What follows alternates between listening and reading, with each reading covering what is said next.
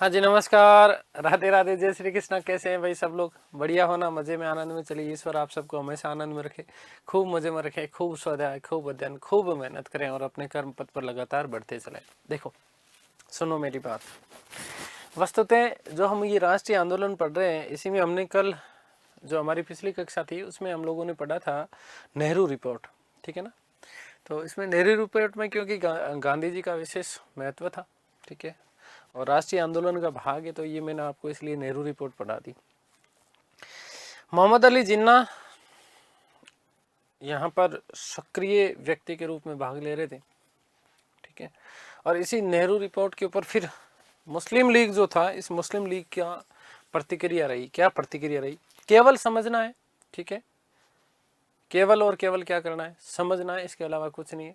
क्योंकि राष्ट्रीय आंदोलन में अगला जो हमारा जो चैप्टर होगा ना, उसमें एक तो हम लाहौर अधिवेशन की बात करेंगे, ठीक है, कि लाहौर अधिवेशन में क्या क्या बातें हुई, ठीक है, और उसके बाद हम बात करेंगे सविनय अवज्ञा आंदोलन की, ठीक है ना। तो मूल टॉपिक तो हमारा लाहौर अधिवेशन और सविनय अवज्ञा आंदोलन है, लेकिन उसके बीच के कुछ घटनाक्रम यदि आप नहीं समझोगे, जिन्ना वाली बात नहीं समझोगे, तो वो चीज़ें थोड़ी सी आपकी अधूरी सी रह जाएगी। और मैं ऐसा चाहता नहीं हूँ कि कोई चीज़ अधूरी रहे।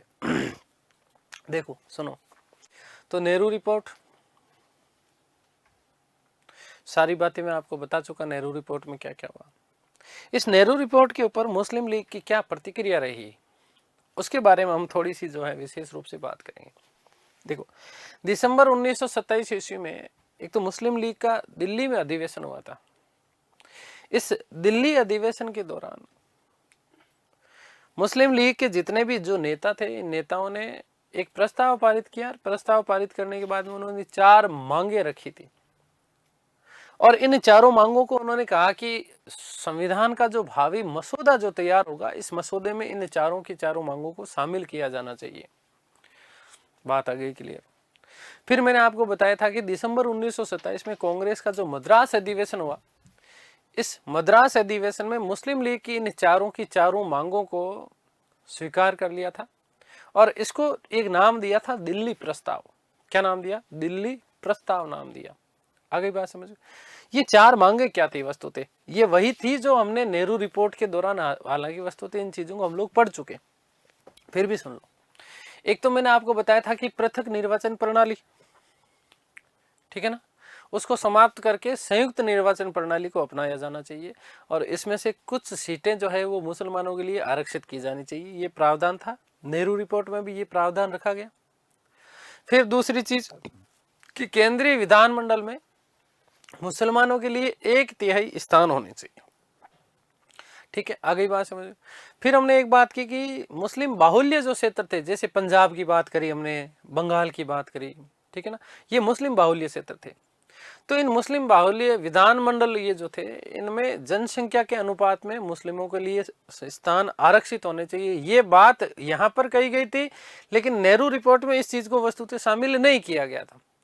उन्होंने ये बात कही कि जहां पर अल्पसंख्यक मुस्लिम क्षेत्र हैं, वहां पर जो है मुस्लिमों के लिए सुरक्षित आरक्षित स्थान होने चाहिए, परंतु जहां मुस्लिम बाहुल्य क्षेत्र है, जहां मुस्लिम बाहुल्य क्षेत्र है, वहां पर यह चीज लागू नहीं करनी है, ठीक है। एक हमने बात करी थी कि सिंध को पूरा का पूरा अलग से प्रांत के रूप में स्थापित करना था, ठीक है, तो ये बात भी थी। ये चौथी बात थी इसकी, सिंध, बलूचिस्तान और उत्तरी पश्चिमी जो सीमांत प्रांत जो थे, है ना, यहाँ पर 3 मुस्लिम बाहुल प्रांतों का गठन किए जाने की बात कही थी इस मुस्लिम लीग के इस अधिवेशन में। ये 4 बातें रखी गई थी। आ गई बात समझ में? क्लियर है ना? तो ये बातें उन्होंने यहाँ पर रखी गई थी। पंजाब और बंगाल वाला जो वहां पर जब मुस्लिम क्षेत्र बहुत ज्यादा था, तो मुसलमानों के लिए स्थान आरक्षित करने के मुद्दे पर जो हिंदू महासभा थी, इस हिंदू महासभा ने क्या किया था? विरोध किया था। देखो,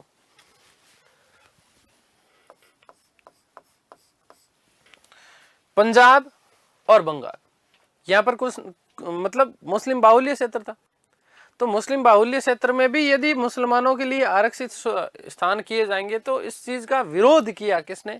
हिंदू महासभा ने इसका क्या किया? विरोध किया।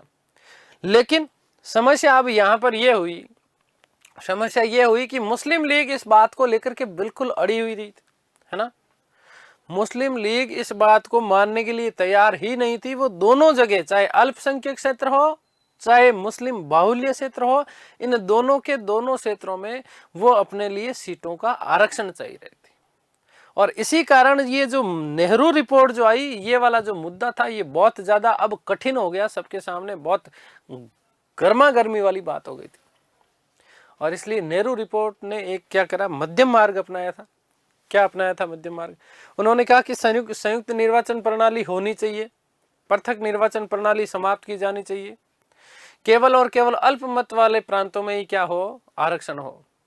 और डोमिनियन स्टेट की प्राप्ति के बाद सिंध को जो है बंबई से अलग करना, ये बात शामिल कर दी कहां पर, नेहरू रिपोर्ट में। ठीक है, अब यहां पर सुनो कि दिसंबर 1928 में नेहरू रिपोर्ट, ये जो नेहरू रिपोर्ट प्रस्तुत की गई थी, इस नेहरू रिपोर्ट की समीक्षा के लिए एक सर्वदलीय सम्मेलन कलकत्ता में आयोजित किया गया था। देखो,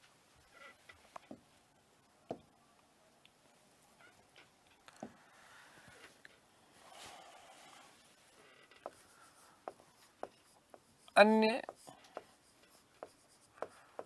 महत्वपूर्ण तथ्य,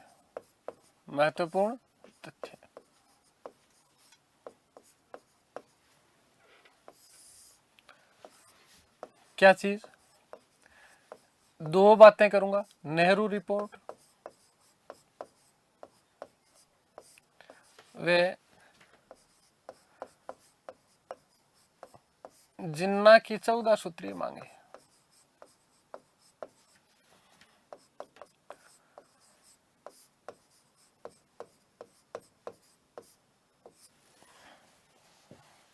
ठीक है, ध्यान रखना अब यहां पर क्या किया गया इसमें। पहली बात, मैंने आपको कहा कि दिसंबर 1928 में नेहरू रिपोर्ट की समीक्षा के लिए कलकत्ता में सर्वदलीय सम्मेलन का आयोजन किया गया। नेहरू रिपोर्ट की समीक्षा हेतु, नेहरू रिपोर्ट की समीक्षा हेतु, हालांकि यह पॉलिटी में पढ़ चुके होंगे सारी चीजें।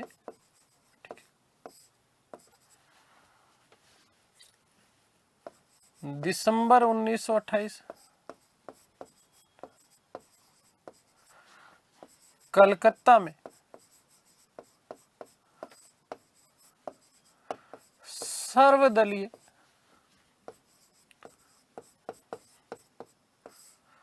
सम्मेलन का आयोजन।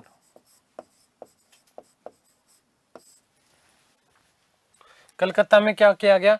सर्वदलीय सम्मेलन का आयोजन किया गया। आ गई बात समझ में? और इसमें जिन्ना साहब ने क्या करा, मुस्लिम लीग की तरफ से 3 संशोधन प्रस्तुत किए। ध्यान देना, जिन्ना जी ने क्या किया, मुस्लिम लीग की तरफ से 3 संशोधन प्रस्तुत किए।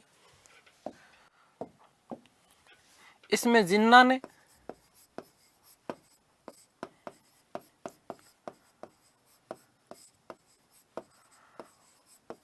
मुस्लिम लीग की तरफ से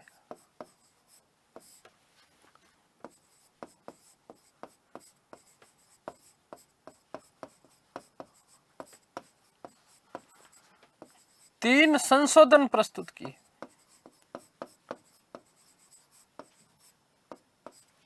तीन संशोधन क्या किए उसने? प्रस्तुत किए। क्या क्या संशोधन चाहते थे जिन्ना जी, उनको भी सुन लो। जिन्ना जी ने पहली बात कही कि केंद्रीय विधानमंडल में 1/3 स्थान मुस्लिमों के लिए आरक्षित होने चाहिए। पहली बात। क्या कहा कि केंद्रीय विधानमंडल में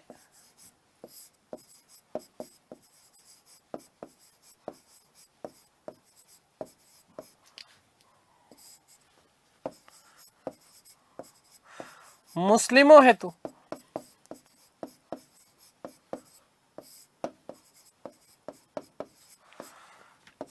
एक तिहाई स्थान आरक्षित हो, स्थान आरक्षित हो। पहली बात।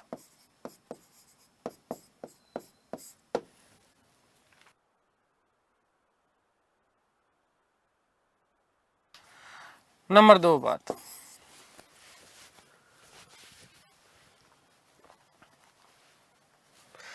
कि वयस्क मताधिकार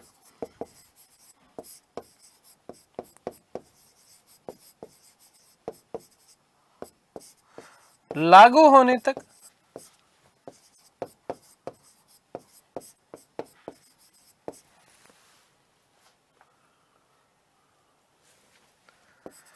पंजाब व बंगाल में, पंजाब व बंगाल में जनसंख्या के अनुपात में, जनसंख्या के अनुपात में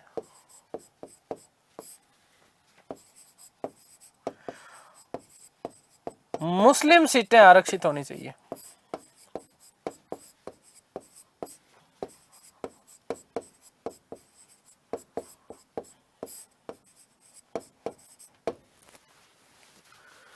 और तीसरी चीज,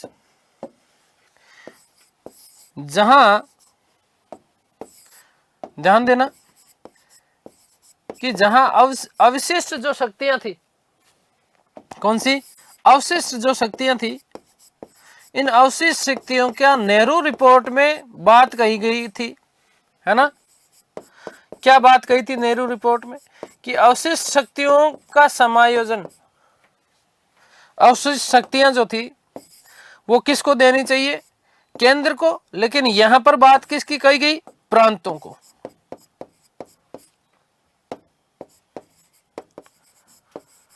अवशिष्ट जो शक्तियां थी, अवशिष्ट जो शक्तियां थी, ये किस में होनी चाहिए? केंद्र में होनी चाहिए। नेहरू रिपोर्ट में ये बात कही गई। लेकिन इसका विपरीत किया जिन्ना जी ने। क्या किया कि साहब अवशिष्ट जो शक्तियां हैं वो कहाँ होनी चाहिए? आपको प्रांतों में होनी चाहिए, ना कि केंद्र में होनी चाहिए। अब ये जो 3 मांगे रखी गई, इन तीनों की तीनों मांगों को सर्वदलीय सम्मेलन ने जिन्ना के इस प्रस्ताव को ठुकरा दिया। और जैसे इस ठुकराया तो जो पहले से नेहरू रिपोर्ट के विरोधी थे, कौन? मोहम्मद शफी। मैंने बात कही थी ना, मोहम्मद शफी ने अपना पूरा का पूरा एक गुट बनाया और गुट बना करके वो उस चीज का उन्होंने जो है सहयोग नहीं किया था। तो अब यहीं से हुआ ये कि जो मोहम्मद अली जिन्ना जो थे वो अब यहां पर मोहम्मद शफी और आगा खां से आकर के मिल गए। जब ये प्रस्ताव ठुकरा दिया गया सर्वदलीय सम्मेलन में, तो जिन्ना ने क्या किया कि जो विरोधी थे पहले से, उन विरोधियों के पक्ष में आकर के मिल गए। ठीक है, आ गई बात समझ में? कि सर्वदलीय कमेटी ने या सर्वदलीय सम्मेलन में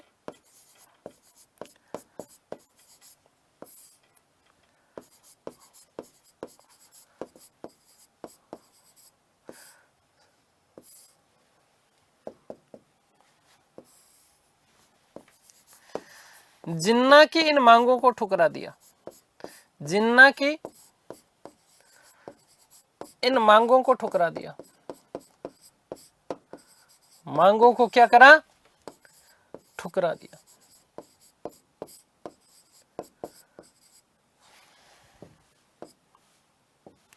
आ गई बात समझ में? तो जिन्ना साहब ने क्या करा? जिन्ना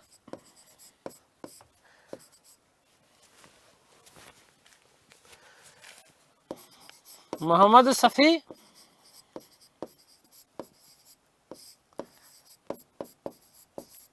वे आगा खां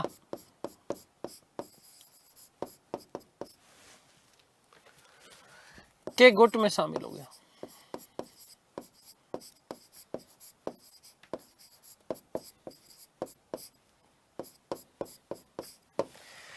आ गई बात समझ में? तो एक तरीके से क्या हुआ है, जिन्ना ने भी एक तरीके से कांग्रेस का बहिष्कार कर दिया।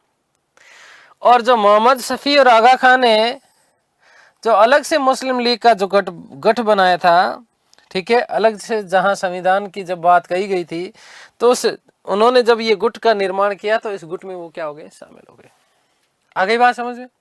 अब यहीं पर एक बात और सुनो कि मोहम्मद शफी और ये आगा खान जो है, इन्होंने दोनों ने मिलकर के आगा खां की अध्यक्षता में दिल्ली में एक ऑल इंडिया पार्टी मुस्लिम कांग्रेस, ऑल पार्टी मुस्लिम कांग्रेस का आयोजन किया और इस सम्मेलन में कांग्रेस के साथ कोई भी सहयोग करने का निर्णय नहीं लिया।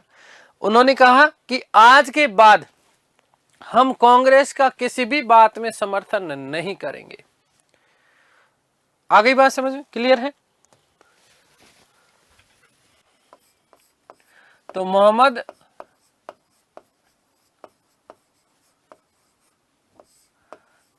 शफी, जिन्ना वे आगा खां,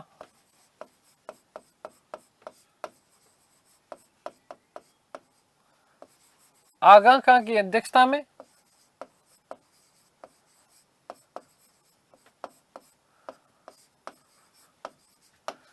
दिल्ली में, कहां पर बेटा ध्यान रखना, दिल्ली में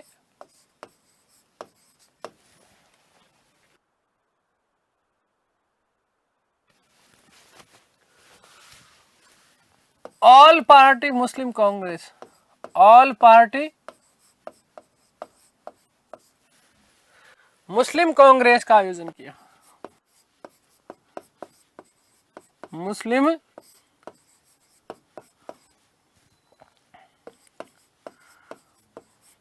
कांग्रेस की स्थापना कर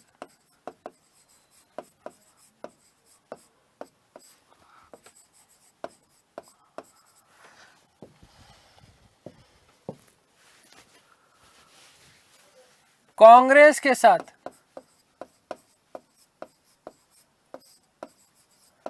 कांग्रेस के किसी भी कार्य में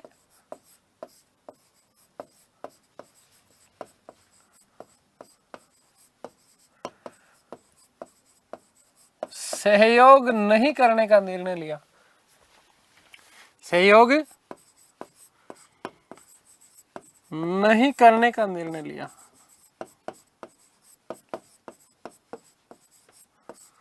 आगे बात समझ में क्लियर है?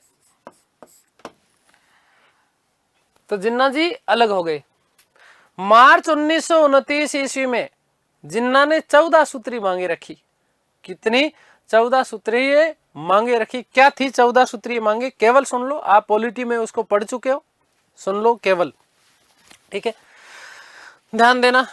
पहली बात उन्होंने कहा कि संघीय संविधान होना चाहिए। कैसा होना चाहिए? संघीय संविधान होना चाहिए। और अवशिष्ट शक्तियां कहां पर होनी चाहिए? प्रांतों में होनी चाहिए। जो बात उन्होंने पहली कही थी, अपनी 3 जो मांगे रखी, 3 संशोधन बात करने की बात कही थी, उसी की ये बात उसने वापस की कि संघीय संविधान होना चाहिए और अवशिष्ट शक्तियां कहां पर होनी चाहिए? प्रांतों के पास में होनी चाहिए। पहली बात। दूसरी चीज, केवल सुनना है, इनको समझना है। सभी विधान मंडलों में निर्वाचित संस्थाओं में अल्पसंख्यकों को पर्याप्त जो है प्रतिनिधित्व दिया जाना चाहिए, ठीक है। तीसरी चीज, प्रांतीय स्वायत्तता होना चाहिए, ना कि केंद्रीय स्वायत्तता, प्रांतीय स्वायत्तता होना चाहिए। चौथी चीज, जिस पृथक निर्वाचन प्रणाली का ये विरोध कर रहे थे उसी को उन्होंने वापस लागू कर दिया। उन्होंने कहा कि पृथक सांप्रदायिक निर्वाचन प्रणाली होनी चाहिए, ठीक है। और पांचवी चीज उन्होंने कहा कि केंद्रीय विधानमंडलों में मुसलमानों के लिए 1/3 स्थान आरक्षित होने चाहिए। प्रांतीय विधानमंडलों में मुसलमानों के लिए 1/3 स्थान क्या होने चाहिए? आरक्षित होनी चाहिए। छठी बात उन्होंने कही कि सभी संप्रदायों को धार्मिक स्वतंत्रता दी जानी चाहिए। अच्छी बात थी। फिर 7वीं बात उन्होंने कही कि सिंध को बंबई से पृथक करके नया प्रांत बनाया जाना चाहिए। 8वीं चीज उन्होंने क्या कही कि भावी प्रांतीय पुनर्गठन में बंगाल, पंजाब और उत्तरी पश्चिमी जो सीमांत प्रांत है उनकी अक्षुण्णता को ध्यान में रखा जाना चाहिए। उसमें किसी भी प्रकार का कोई भी उससे खंडित करने का प्रावधान नहीं होना चाहिए। 9वीं बात उन्होंने क्या रखी? उन्होंने कहा कि विधानमंडल में किसी संप्रदाय से संबंधित कोई विधेयक तभी पारित किया जाएगा जब उस संप्रदाय के 3/4 सदस्य उसका समर्थन करें। इसके अलावा कभी भी कोई भी इस प्रकार का कोई संशोधन पारित नहीं किया जाएगा। 10वीं बात उन्होंने कही कि सरकारी सेवाओं में मुसलमानों को पर्याप्त प्रतिनिधित्व मिलना चाहिए, यदि नहीं मिला तो हम तो वैसे ही अलग हैं। 11वीं चीज उन्होंने क्या कहा कि सभी प्रांतीय विधान मंडलों में 1/3 स्थान मुसलमानों के लिए आरक्षित होने चाहिए।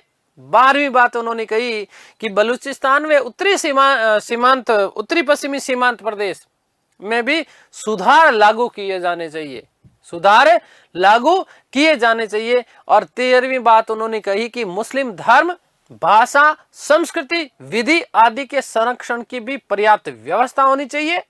और साथ ही साथ भारतीय संघ के सभी राज्यों की सहमति के बिना संवैधानिक संशोधन किसी भी प्रकार का नहीं किया जाना चाहिए। अच्छी बातों का प्रावधान वस्तुतः किया था। केवल और केवल हम यदि एक ही बात को छोड़ दें, कौन सी को, पृथक निर्वाचन प्रणाली वाली बात को यदि हम लोग छोड़ दें तो इसके अलावा सारी की सारी बातें ठीक है। गांधी जी इससे प्रसन्न हुए और प्रसन्न होकर के गांधी जी ने, ये मोस्ट इंपॉर्टेंट प्रश्न बनता है, इसलिए मैंने आपको ये जिन्ना की रिपोर्ट बताना अनिवार्य समझा, क्योंकि गांधी का विशेष महत्व है राष्ट्रीय आंदोलन में। तो आपसे पूछा जा सकता है कि गांधी जी ने जिन्ना को कौन सी उपाधि दी, तो गांधी जी ने जिन्ना को कहा कायदे आजम। क्या कहा? कायदे आजम। गांधी जी ने सर्वप्रथम जिन्ना को कायदे आजम कहकर के संबोधित किया जब उन्होंने 14 सूत्रीय मांगे रखी। ठीक है, आ गई बात समझ में? तो जिन्ना ने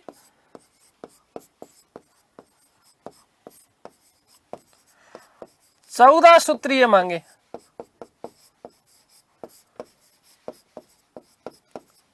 रखी। गांधी ने सर्वप्रथम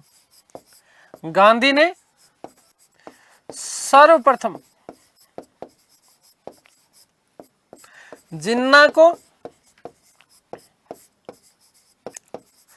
कायदे आजम कहकर संबोधित किया। यह आपका महत्वपूर्ण प्रश्न बनता है। कायदे आजम, ठीक है, क्या कहा? कायदे आजम कहा।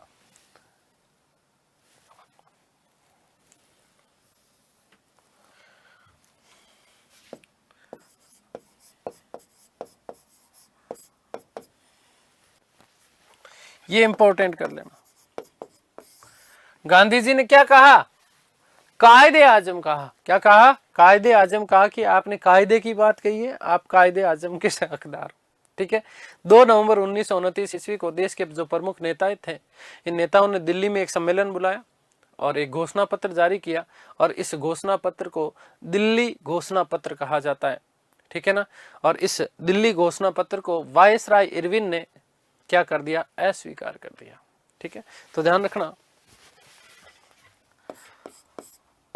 2/11/1929 ईस्वी को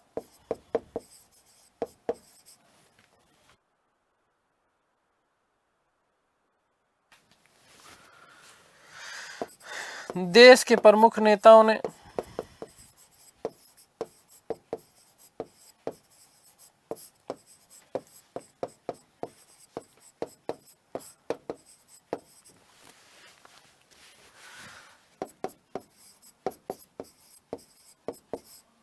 दिल्ली सम्मेलन का आयोजन किया।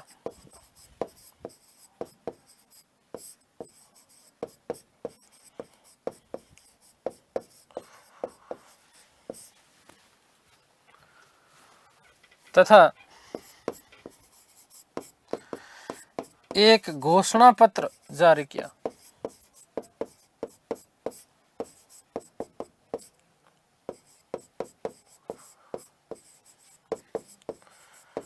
जिसे दिल्ली घोषणा पत्र कहा जाता है।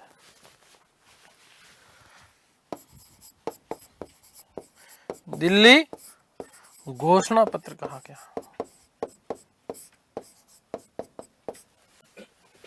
ठीक है। वायसराय इरविन ने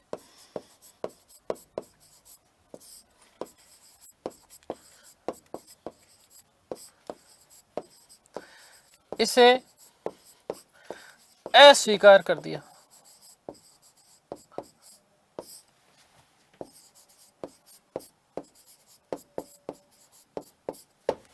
इरविन साहब ने कहा कि आपकी किसी भी बात को स्वीकार नहीं किया जाएगा, हम नहीं मानते तुम्हारे रोज रोज के ये घोषणा पत्र क्या है, कभी तुम कुछ बोलते हो कभी तुम कुछ बोलते हो। तो ये बात जो है कर दी गई।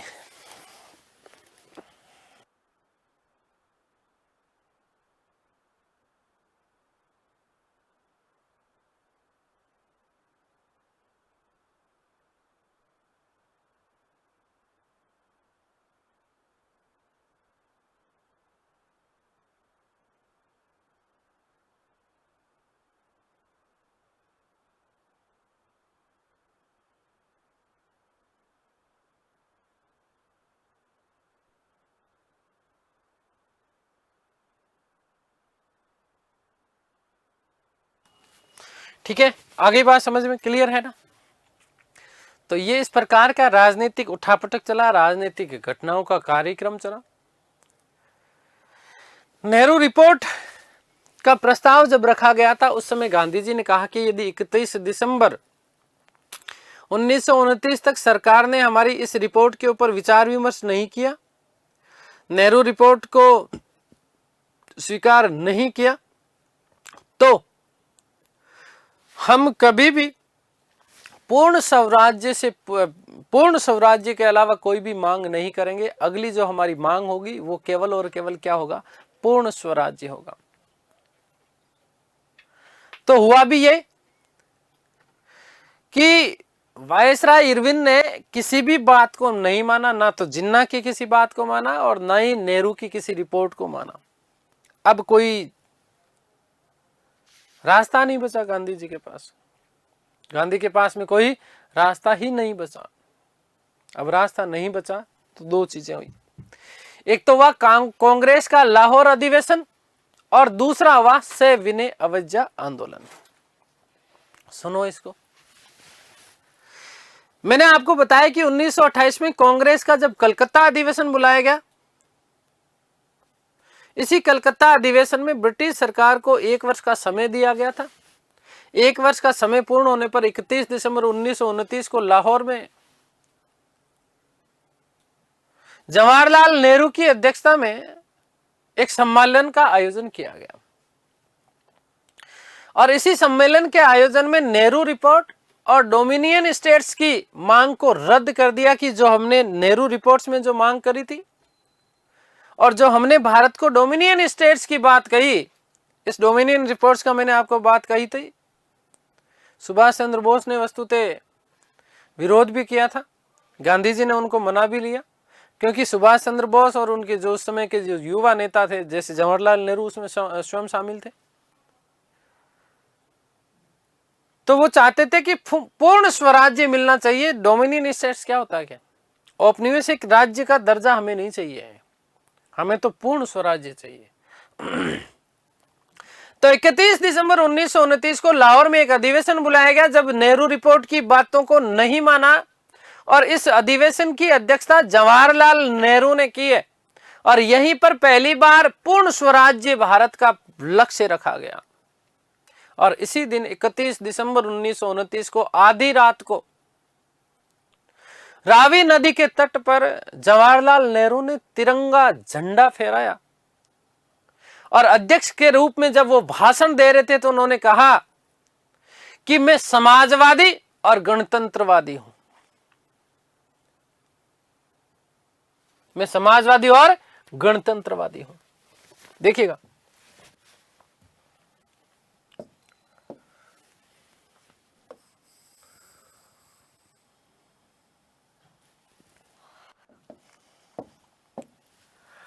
कांग्रेस लाहौर अधिवेशन, कांग्रेस लाहौर अधिवेशन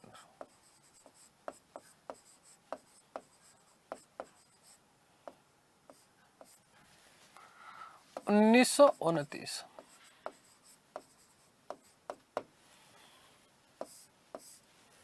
देखिएगा कि नेहरू रिपोर्ट को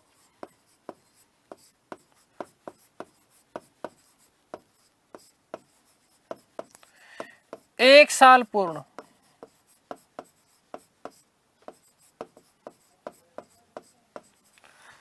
सरकार ने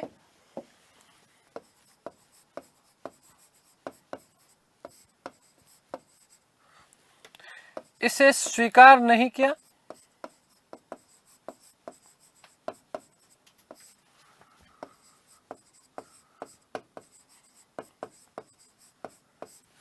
और कोई प्रतिक्रिया नहीं दी।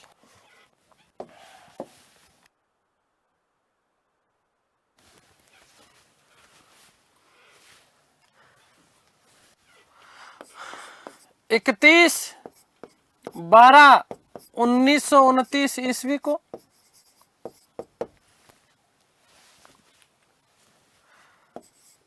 जवाहरलाल नेहरू की अध्यक्षता में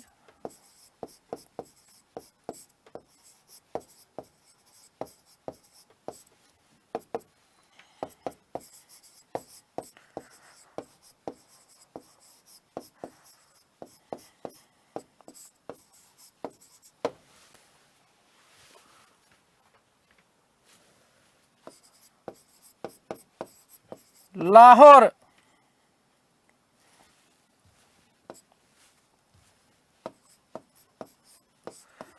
सम्मेलन का आयोजन हुआ।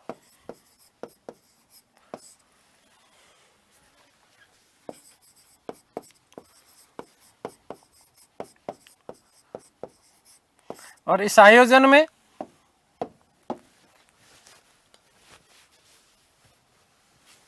नेहरू रिपोर्ट,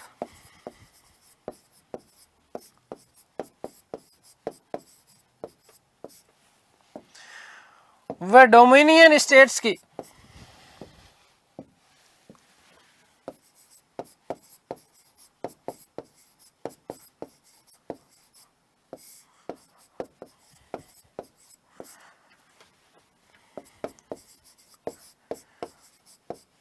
मांग को रद्द किया।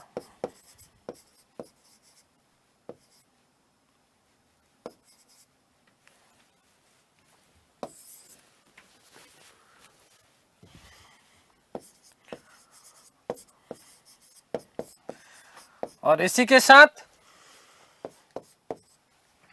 मोस्ट इंपॉर्टेंट ध्यान रखना, यह प्रश्न आपसे पूछा जाता है, पहली बार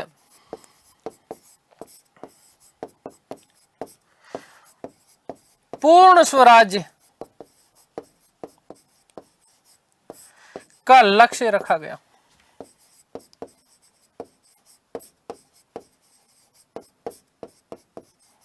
ठीक है, पहली बार पूर्ण स्वराज्य का लक्ष्य कब रखा गया? तो याद रखना, लाहौर अधिवेशन में रखा गया। 31 दिसंबर 1929 को यह अधिवेशन हुआ है। और इसी दिन 31 दिसंबर 1929 को अर्धरात्रि में रावी नदी के तट पर जवाहरलाल नेहरू ने तिरंगा फहराया।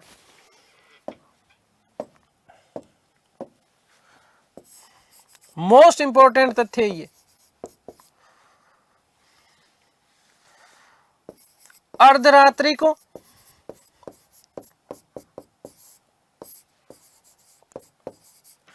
रावी नदी के तट पर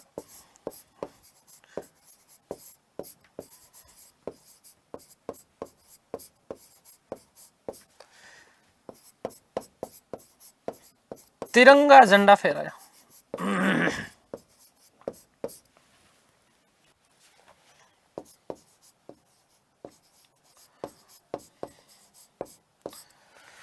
नेहरू का भाषण हुआ।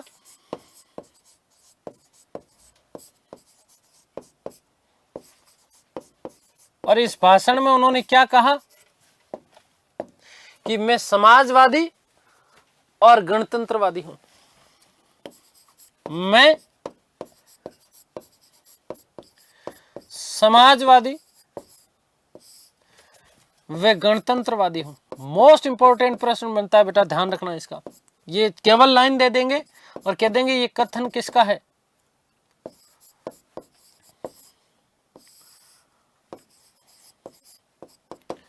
ठीक है ना, ध्यान रखना इस बात का। यही आपका सबसे मोस्ट इंपॉर्टेंट प्रश्न बनता है कि ये कथन किसका है, ये भाषण किसका है। तो ध्यान रखना, जवाहरलाल नेहरू ने ये बात कही थी रावी नदी के तट पर 31 दिसंबर को मध्य रात्रि में।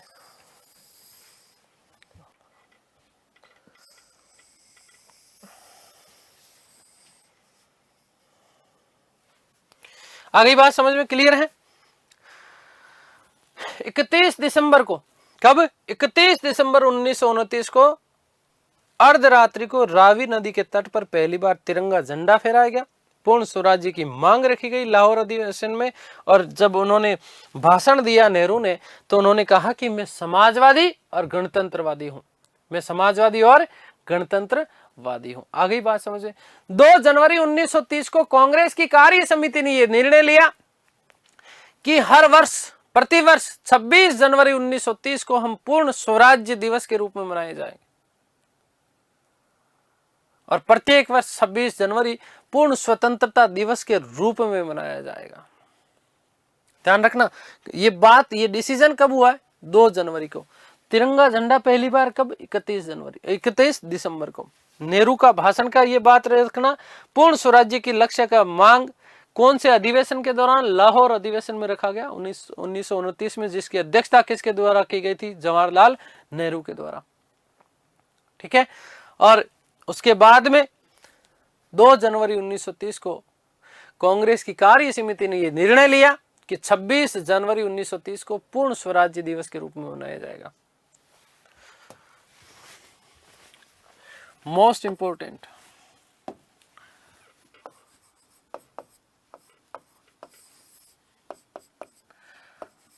दो 1/1930 ईस्वी को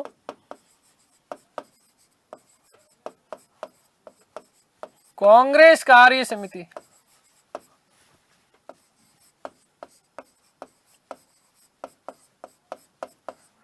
की बैठक में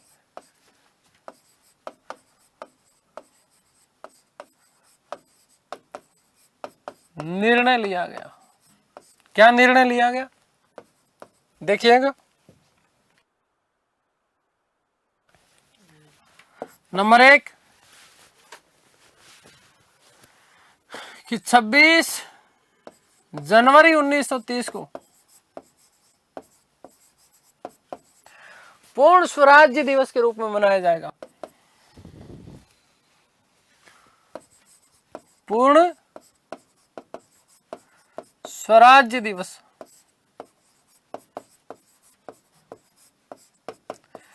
के रूप में मनाया जाएगा।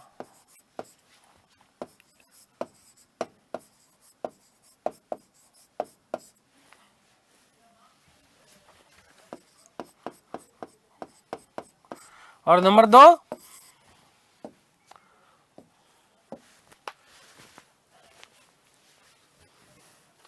कि प्रत्येक वर्ष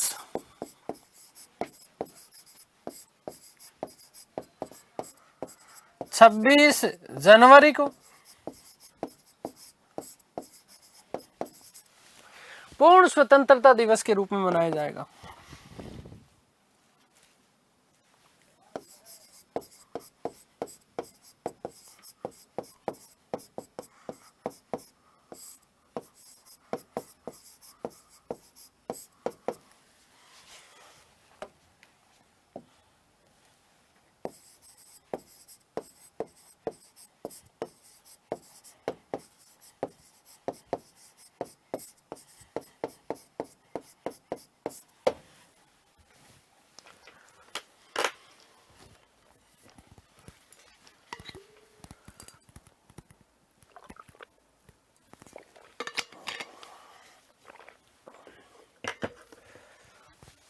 ठीक है, आगे बात समझ में। तो ये 2 चीज। और तीसरी सबसे महत्वपूर्ण बात ध्यान से सुनना। इसी लाहौर अधिवेशन के दौरान कांग्रेस कार्यकारिणी को सविनय अवज्ञा आंदोलन शुरू करने का अधिकार दिया गया। जिस सविनय अवज्ञा आंदोलन की बात पहली बार असहयोग आंदोलन के दौरान कही गई। आई बात समझ में? क्लियर है ना? पहली बार सविनय अवज्ञा आंदोलन की बात असहयोग आंदोलन के दौरान कही गई थी। उसी असहयोग सविनय अवज्ञा आंदोलन को शुरू करने की बात कही गई। कब? लाहौर अधिवेशन में। कौन से अधिवेशन में? लाहौर अधिवेशन में, जो कि कब हुआ है? 31 दिसंबर 1929 को। अध्यक्षता किसने की है? जवाहरलाल नेहरू ने। ध्यान रखना, गांधी ने केवल और केवल कांग्रेस के एक अधिवेशन की अध्यक्षता की थी, मैं आपको बता चुका, बेलगांव अधिवेशन की। कौन से की? बेलगांव अधिवेशन की। ठीक है, क्लियर हो गई बात। और यहीं पर जब ये बात हो गई कि हमें सविनय अवज्ञा आंदोलन प्रारंभ करना है, तो गांधी जी ने तत्कालीन वायसराय इरविन के सामने 11 सूत्री मांगे रखी। और ये समस्त मांगे गांधी जी के द्वारा संचालित यंग इंडिया नामक साप्ताहिक समाचार पत्र में जो है पहली बार प्रकाशित की गई। ध्यान रखना कि ये यंग इंडिया साप्ताहिक समाचार पत्र गांधी जी ने 1919 में प्रारंभ किया था और ये लगभग 12 वर्ष तक इसका प्रकाशन लगातार अनवरत रूप से करते रहे। 1931 तक इसका प्रकाशन चलता रहा। आगे बात समझ में क्लियर है? तो देखिएगा कि इसी लाहौर अधिवेशन में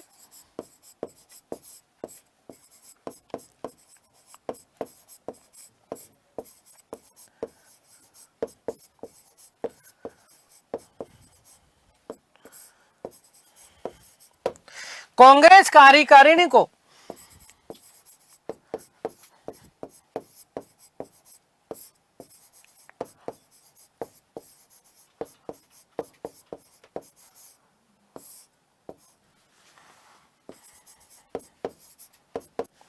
सविनय अवज्ञा आंदोलन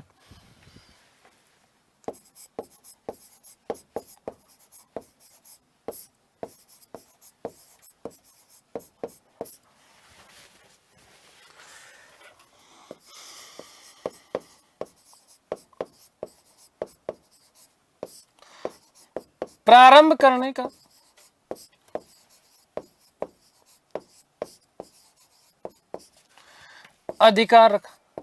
अधिकार दिया गया।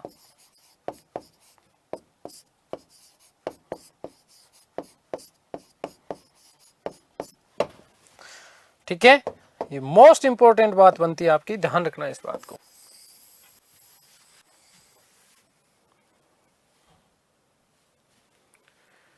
ठीक है, आगे बात समझ में क्लियर है?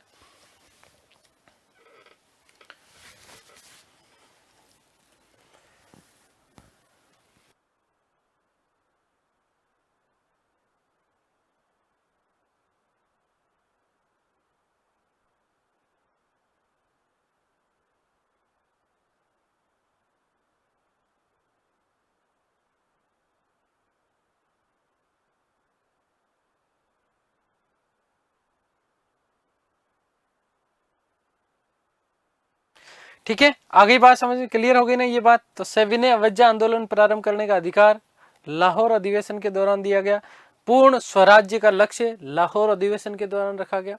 और एक चीज और ध्यान रखना कि इसीलिए 26 जनवरी 1930 को आधुनिक भारत के इतिहास में पहली बार प्रथम स्वतंत्रता दिवस कब मनाया गया था, ये बात भी आप लोग याद रखना कि आधुनिक भारत के इतिहास में प्रथम स्वतंत्रता दिवस 26 जनवरी 1930 है बेटा।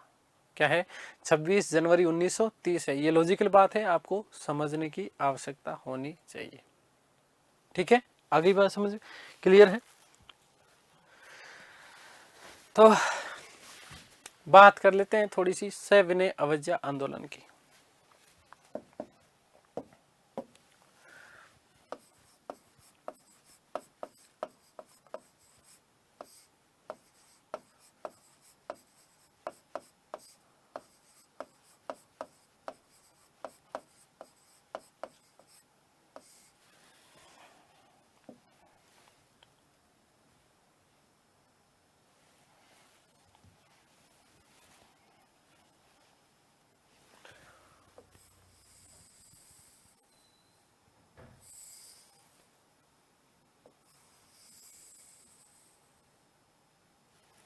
ठीक है,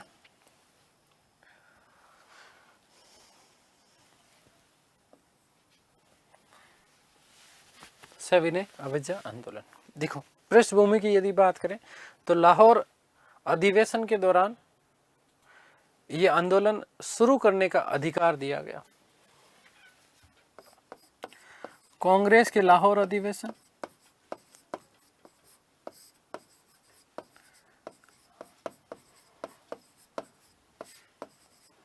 एक पूरी कड़ी के रूप में पढ़ रहे हैं। मैं कोई भी चीज बीच में नहीं छोड़ना चाह रहा हूं, जो कि अब वापस बताने की जरूरत है क्या। दिसंबर 1929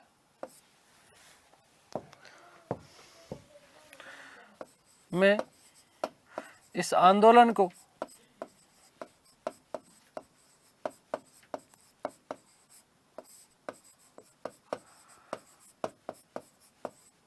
प्रारंभ करने का अधिकार दिया गया की बात कही गई। ठीक है, आगे बात समझ में क्लियर है ना। अब यहीं से गांधी जी ने वायसराय इरविन के सामने 11 सूत्री मांगे रखी। क्या थी ये 11 सूत्री मांगे, उसके बारे में भी हम लोग बात करेंगे। गांधी जी ने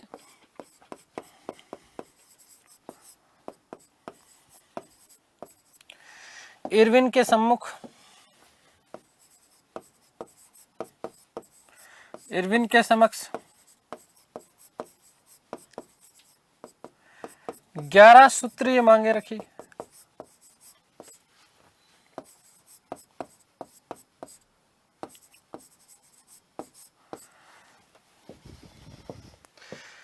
जिसका प्रकाशन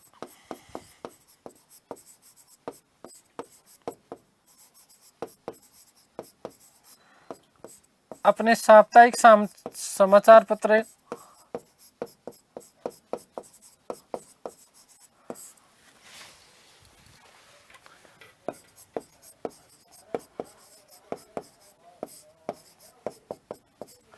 यंग इंडिया में किया। मोस्ट इंपोर्टेंट प्रश्न बनता है, ये ध्यान रखना।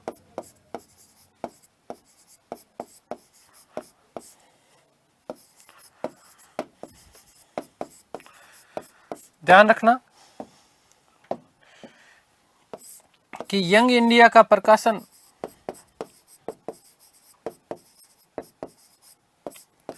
गांधी ने 1919 से 1931 तक लगातार किया।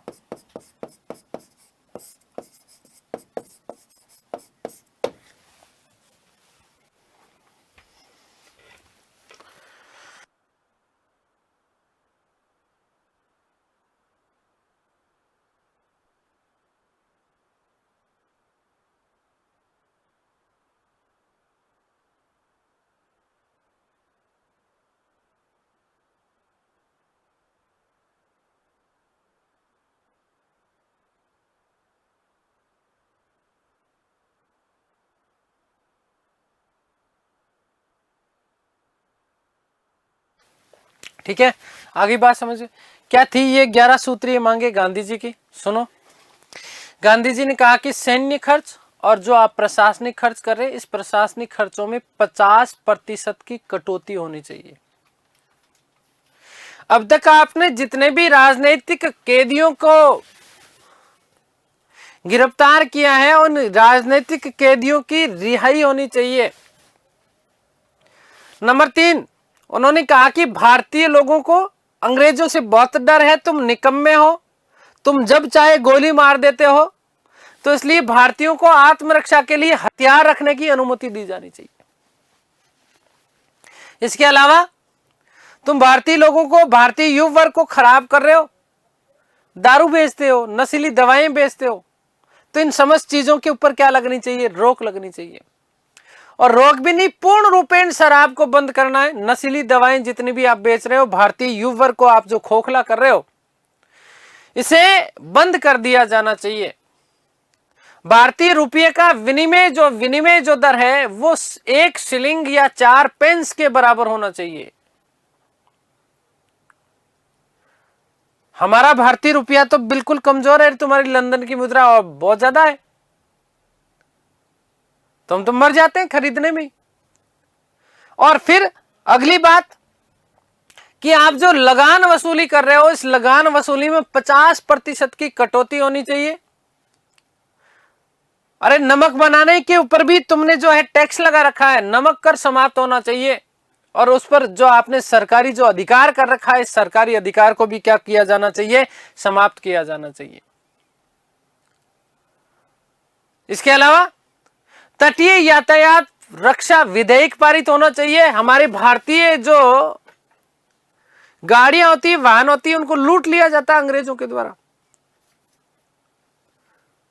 हम कोई पार्सल भेजते हैं, कोई डाक भेजते हैं, तो उसके ऊपर भी सरप्लस अत्यधिक चार्ज लगा दिए जाते हैं। तो डाक आरक्षण विधेयक भी पारित किया जाए।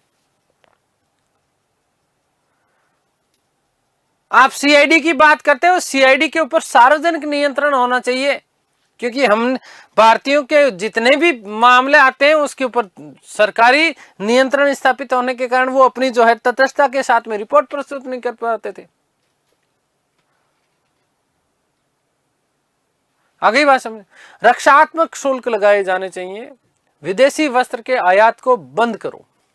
विदेशी वस्त्र के आयात को क्या किया जाना चाहिए? बंद किया जाना चाहिए। ये 11 मांगे हमारी है, ठीक है ना। कितनी मांगे? 11 मांगे। और इन मांगों को पूरा करने के लिए गांधी जी ने एक बार फिर जैसे नेहरू रिपोर्ट में समय दिया, वैसे समय दे दिया इरविन को। कहा कि 31 जनवरी 1930 तक ये हमारी सारी की सारी मांगे क्या है, मान लेनी चाहिए। तो इरविन ने कहा अच्छा हलवा है क्या? है क्या चाहिए गांधी?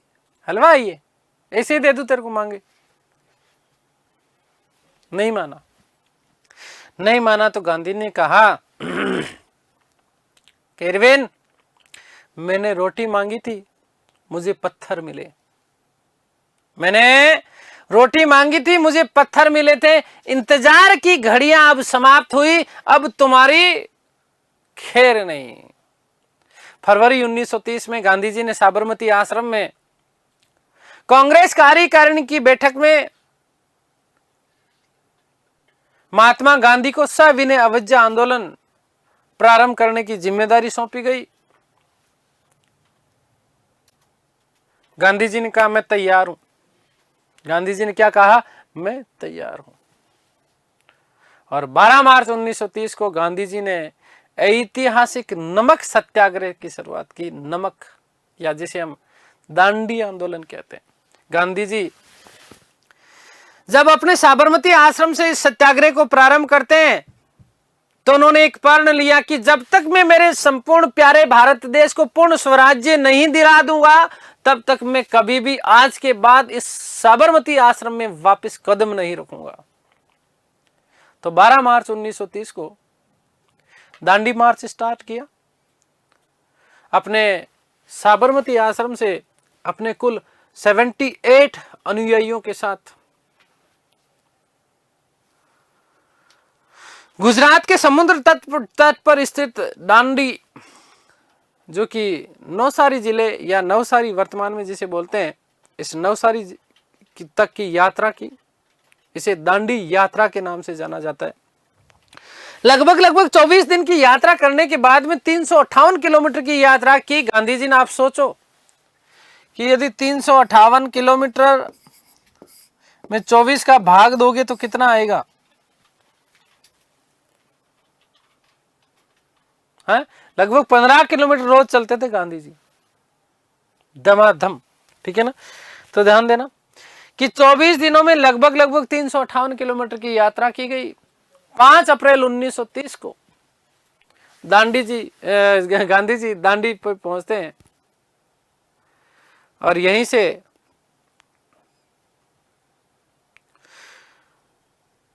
दांडी पहुंचने के बाद में बापू अपने हाथ में नमक उठाते हैं और नमक उठा करके इस नमक आंदोलन, माफ कीजिएगा, कि नमक के ऊपर जो कर लगा रखा था,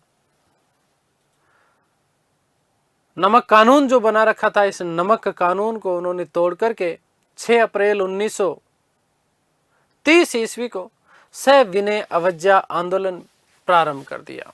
क्या कर दिया? सविनय अवज्ञा आंदोलन प्रारंभ कर दिया। किस प्रकार से क्या क्या चीजें हुई, ध्यान रखना। एक विशेष बात कि सुभाष चंद्र बोस ने इस गांधी जी की इस दांडी यात्रा को नेपोलियन की एल्बा से पेरिस अभियान की तुलना की थी, ठीक है। नेपोलियन की भांति इस दांडी यात्रा को उन्होंने क्या है, महान यात्रा बताया। खैर, तो ध्यान रखना, गांधी जी ने इरविन के समक्ष 11 सूत्रीय मांगे रखी। कितनी 11 सूत्रीय मांगे रखी। और इन 11 सूत्रीय मांगों को कहां पर प्रकाशित करवाया गया था, ध्यान रखना, यंग इंडिया नामक अपने साप्ताहिक समाचार पत्र में इसका इन्होंने प्रकाशन करवाया। ठीक है। और जब नहीं मानी गई तो उन्होंने कहा कि मैंने रोटी मांगी थी और मुझे क्या मिला, पत्थर मिला। तो क्या मांगे थी, गांधी जी की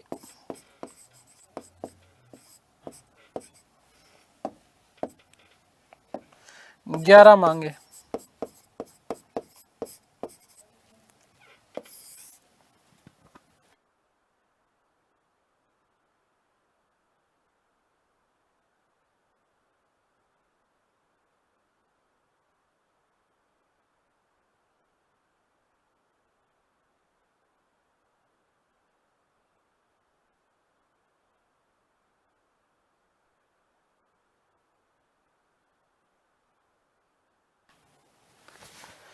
नंबर 1, सैन्य खर्च व प्रशासनिक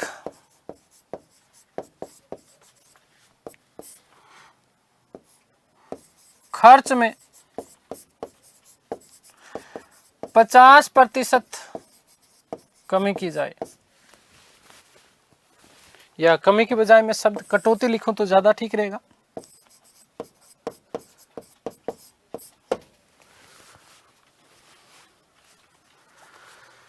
नंबर 2, लगान में 50% कमी की जानी चाहिए, कमी की जाए।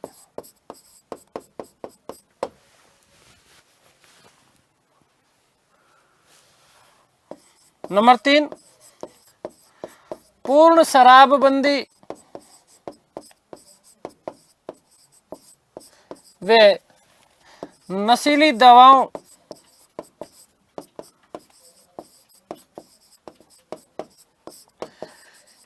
की बिक्री पर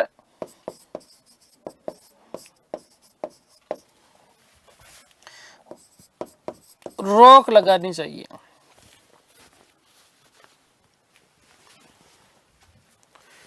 नंबर 4,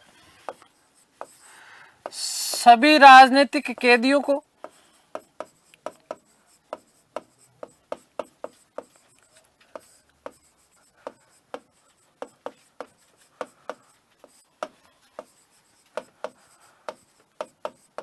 रिहा किया जाए।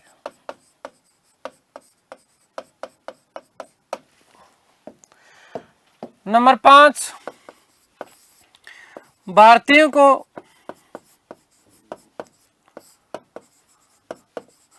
आत्मरक्षा हेतु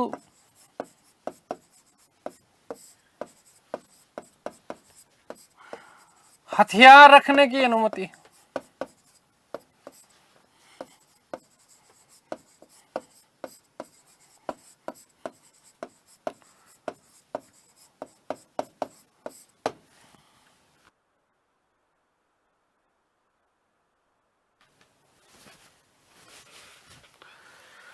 नंबर 6,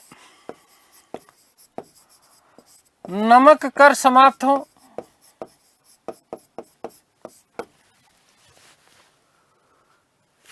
और साथ ही साथ नमक पर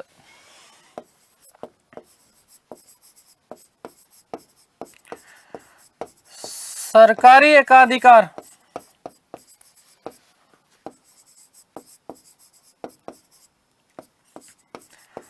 समाप्त हो।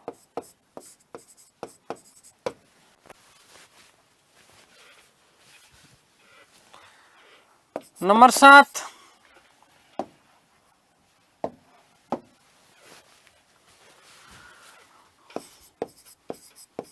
रुपये का विनिमय दर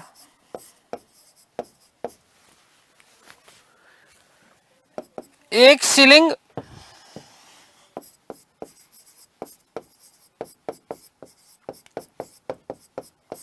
व 4 पेंस के बराबर हो।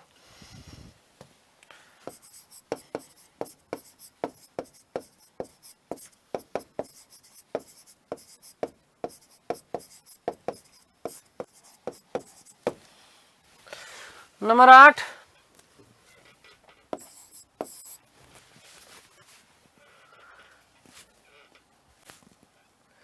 तटीय यातायात रक्षा। तटीय यातायात रक्षा विधेयक पास किया जाना चाहिए।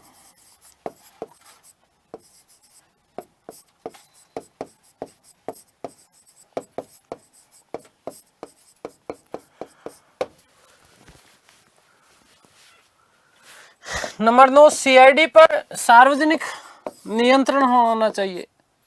सीआईडी पर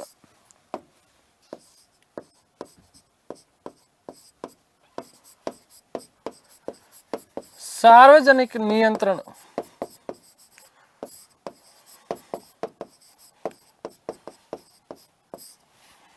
नंबर 10, रक्षात्मक शुल्क लगाए जाएं।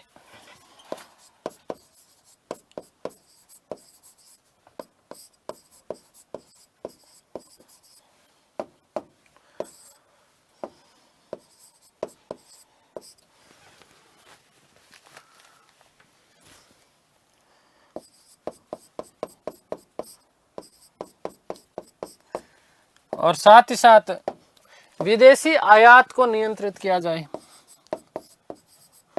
विदेशी वस्त्र के आयात को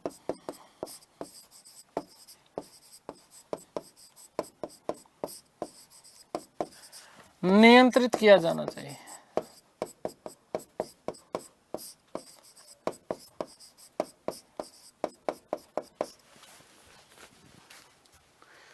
और डाक आरक्षण नंबर 11,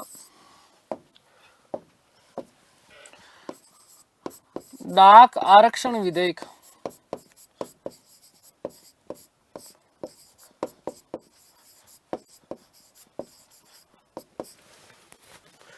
पास किया जाए।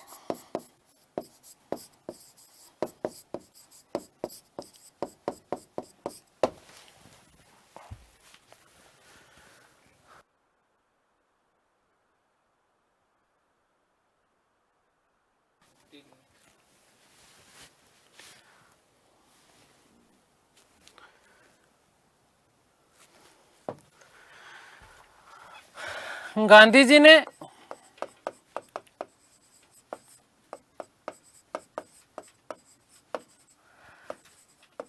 इन 11 मांगों को 11 मांगों को मानने हेतु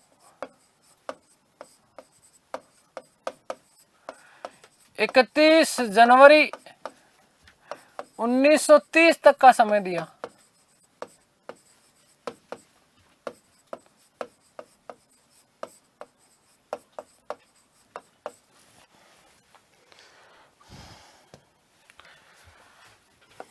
इरविन ने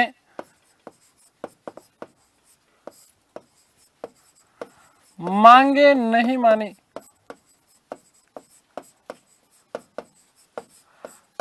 तो गांधी जी ने पत्र लिखा। किसको? इरविन को। और पत्र लिख करके कहा कि मैंने रोटी मांगी थी, मुझे पत्थर मिला, इंतजार की घड़ियां समाप्त हुई। गांधी जी ने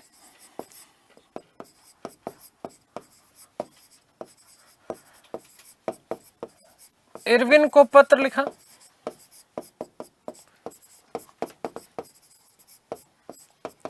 क्या कहा कि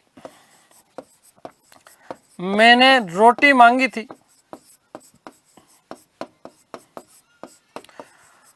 मुझे पत्थर मिले।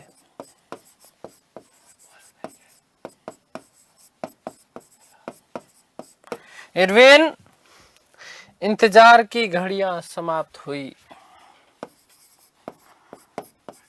इंतजार की घड़ियां समाप्त हुई। और इसी उपलक्ष्य में गांधी जी ने क्या करेंगे, दांडी मार्च करेंगे। और इस दांडी मार्च की बात करेंगे हम कल अगली क्लास में, क्योंकि हमारी भी समय की घड़ियां क्या हो गई है, समाप्त हो गई है। उम्मीद करता हूँ सारी चीज़ें आप लोगों को समझ में आई होगी। ईश्वर से प्रार्थना करता हूँ कि आप सब स्वस्थ रहें, मस्त रहें, तंदुरुस्त, आह्लादित और प्रसन्नचित रहें।